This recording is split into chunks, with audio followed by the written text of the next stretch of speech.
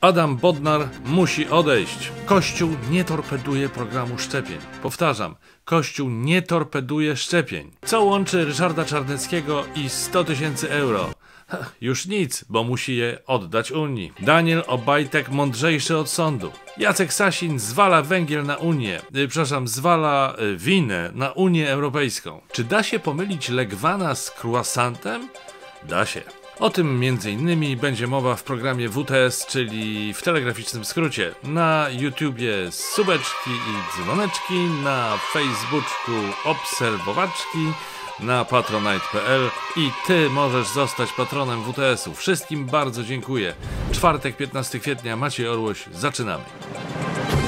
Kiedy nagrywam ten program, nie ma jeszcze decyzji Trybunału Konstytucyjnego, zwanego też Trybunałem Julii Przyłębskiej w sprawie kadencji Rzecznika Praw Obywatelskich. We wrześniu ubiegłego roku posłowie PiS zwrócili się do Trybunału, by zbadana została konstytucyjność przedłużenia kadencji RPO. Tak więc nie znam decyzji, ponieważ jej jeszcze nie ma, kiedy nagrywam ten program, ale mam nadzieję, że będzie ona jedyna i słuszna. I Adam Bodnar przestanie wreszcie pełnić obowiązki RPO.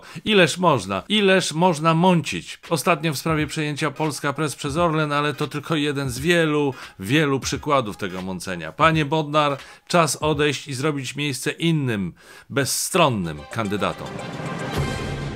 Ogólnie mówiąc, jak wiecie, Kościół katolicki w Polsce oficjalnie uznaje, że do walki z epidemią potrzebne jest coś więcej niż woda święcona. No tak było. Nawet jeśli co jakiś czas słychać, że jakaś czarna owca przekonuje, że ręce kapłana są konsekrowane, więc nie może on zarażać, albo że COVID-19 to kara boska itp. Niezmiennie oficjalna doktryna jest taka, że jednak epidemia jest i trzeba uważać i się leczyć. Ale jak się temu bliżej przyjrzeć, to trochę jest z tym jak z pedofilią w strukturach kościelnych. Można odnieść wrażenie, że te czarne owce mają chyba sporą siłę oddziaływania i jest ogólne przyzwolenie na ich działalność. Bo niby epidemia jest i księża się modlą o zdrowie wiernych, ale kościoły nie pozamykane, duchowni często nie przestrzegają limitów miejsc, komunia ciągle bywa podawana do ust, a nie do ręki. No ale przynajmniej polski kościół katolicki nie torpeduje programu szczepień.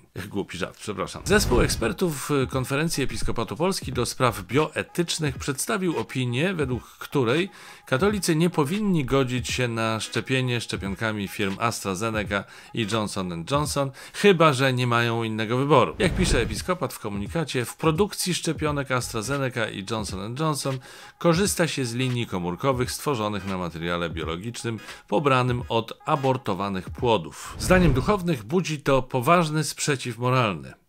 Szczegółów naukowych tu nie będę omawiał, ale w skrócie to nie jest tak, że szczepionki zawierają jakieś komórki od płodów. A w ogóle obawiam się, że jakby się przyjrzeć wielu procedurom medycznym, to takich poważnych sprzeciwów moralnych znalazłoby się więcej. Przykład?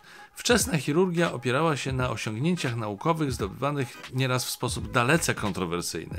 Na przykład niejaki James Marion Sims, amerykański chirurg, uważany za ojca współczesnej ginekologii, doskonalił technikę, operując bez znieczulenia czarnoskóre niewolnice. Czy to oznacza, że katoliczki nie powinny się godzić na zabiegi ginekologiczne? Stanowisko przedstawione przez episkopat jest bardziej stanowcze od podobnego wydanego w grudniu przez Watykan.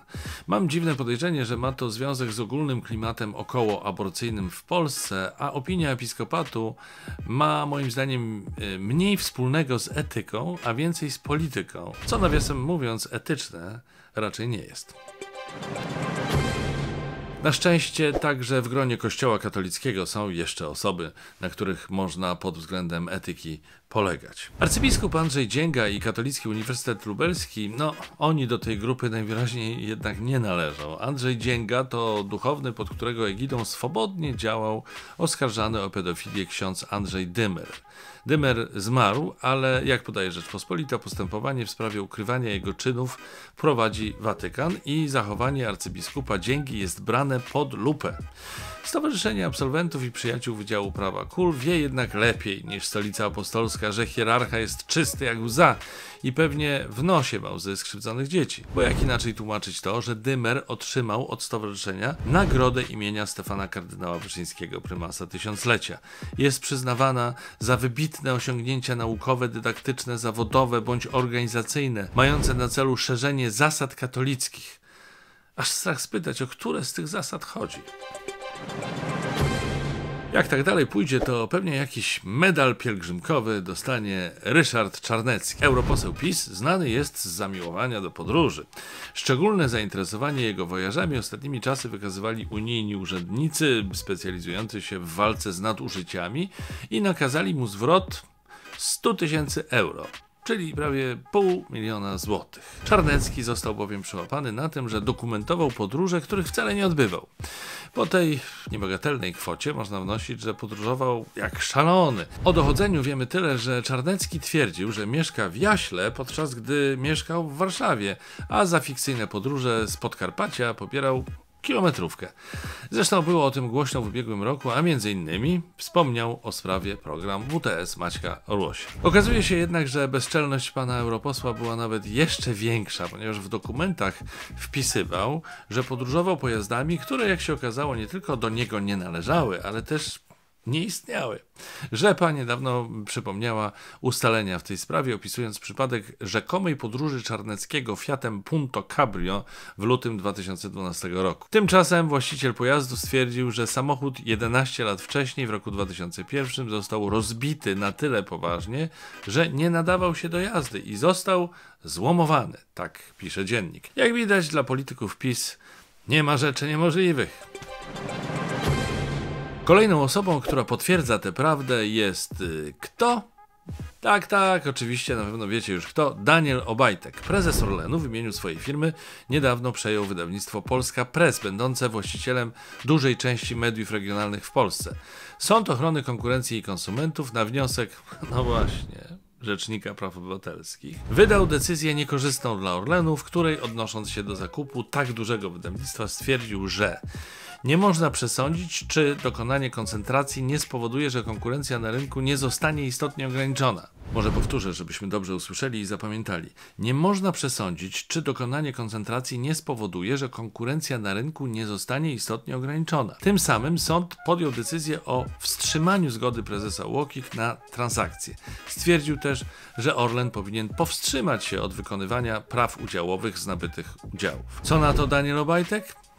W jego ocenie decyzja sądu jest bezprzedmiotowa, skoro do przejęcia już faktycznie doszło. Panie ministrze Ziobro, ostatnio mówił pan, że reforma sądownictwa jest niedokończona. No, po co się męczyć?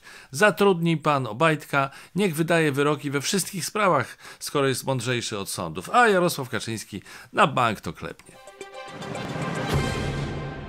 Bardzo miło mi się dziś z wami rozmawia, bo pojawiają się sami moi ulubieni bohaterowie. Czarnecki, Obajtek, jakby jeszcze coś o Sasinie było, to już było ideolo. No i właśnie, oto proszę państwa, mamy to. Jacek Sasin też wystąpi w dzisiejszym WTS-ie. Co za wspaniała, idealna sytuacja. Kojarzycie może sprawę bloku węglowego w elektrowni Ostrołęka, który został wybudowany niedawno za 1 miliard złotych, a teraz go trzeba rozebrać. Pieniądze wyrzucone w błoto będzie badać NIK, ale wicepremier Sasin już wie, kto jest winien. Oczywiście Unia Europejska, podła Unia Europejska. To jest raczej pomnik zmieniającej się bardzo szybko i w sposób niemożliwy do przewidzenia polityki klimatycznej Unii Europejskiej, bo w momencie, kiedy ta inwestycja była planowana, kiedy zaczęła się jej budowa, wydawało się, że elektrownia węglowa, taka właśnie elektrownia węglowa może powstać i może pracować, powiedział Sasin na antenie RMF. No wiadomka, przecież Unia Europejska przeciwko energetyce węglowej zaczęła się opowiadać jakieś, kiedy to było? Góra miesiąc temu. Panie Jacku, to, że pan i pana koledzy czegoś nie przewidzieliście, to nie znaczy, że to było niemożliwe do przewidzenia. Ogarnijcie się, Sasin, do jasnej cholery. Nie pamiętasz, że od lat Unia chce odchodzić od węgla? To se na ręce zapisz. Antek, bardzo proszę o chwilę jakiejś przyjemnej muzyki, bo mnie zaraz szlak trafi. Proszę natychmiast zapodać nam jakieś spokojne, miłe dźwięki. Witam Państwa serdecznie. Dziś w dziale muzycznym muzyka najwyższych lotów. To oznacza oczywiście, że jest tworzona wysoko. Ha, ha, ha. A tak poważnie to przed Państwem z okazji 18 urodzin mojej kochanej siostry Melci.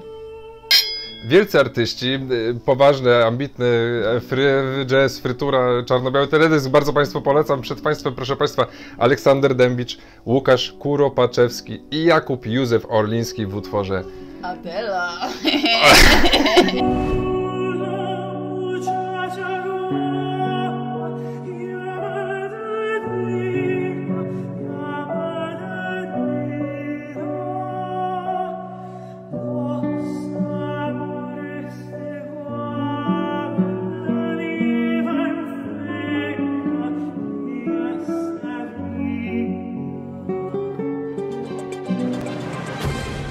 Utwór Adela. Bardzo miłe dźwięki. Szacunek dla artystów. Tylko następnym razem proszę pytać ojca o zgodę na występ niepełnoletniej córki w telewizji, w internecie. Wszystko jedno. A nie. Właśnie skończyła 18 lat. Sorry. Na koniec jeszcze o niespodziewanych skutkach gospodarki opartej na węglu i globalnego ocieplenia. W Krakowie zaległy się legwany, przynajmniej według jednej z mieszkanek stolicy Małopolski, która wezwała inspektorów Krakowskiego Towarzystwa Opieki nad Zwierzętami, zaniepokojona żerującym na gałęziach bzu dużym gadem. Legwany żyją generalnie znacznie bliżej równika niż Polacy, więc obecność tego zwierzęcia mogła zaskakiwać, oczywiście.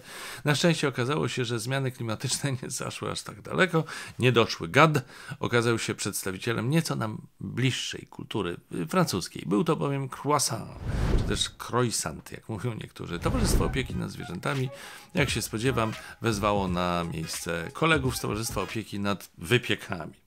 Rogalik szuka nowego domu. A Maciej Orłoś zaprasza na kolejny WTS już w najbliższą niedzielę. Do zobaczenia. Cześć!